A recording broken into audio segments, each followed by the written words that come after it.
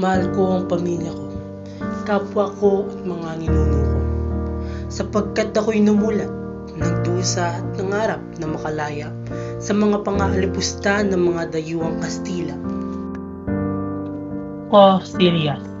Isang lalaking magkero at magsasaka na may matapat at matapang na paninindigan.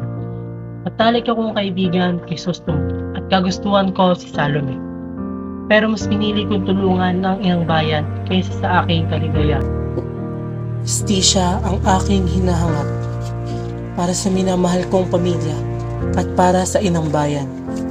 Gagawin ko ang lahat para makaharap ng hustisya.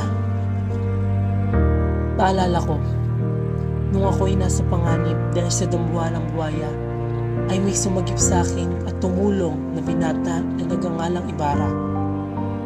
Tila ako'y nagpapasalamat sa kanya dahil kung wala ako, paano na ang aking pangarap? Paano na ang inang bayan? Nakatanggap ako ng balita na si Ibarra ay isusuplong na pinuno sa pag-aalsa. Agad kong ipinabatid sa kanya ito.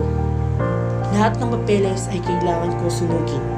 Ngunit, nung kami ay naghahanap, sadyang may nalaman akong nagbalik sa aking alaala kung paano ko at ang aking pamilya nagdusa at naghirap. Ibarra, kilala mo ba ang taong nakasulat dito?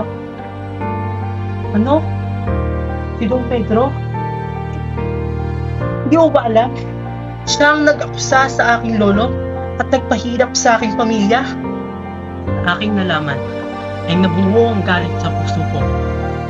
Subalit naisip ko na mas mahalaga ang kinabukasan ng inang bayan.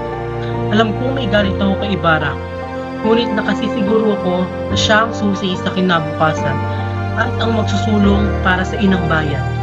Gagawin ko ang lahat upang maprotektahan si Ibarra. Muli, ako si Elias.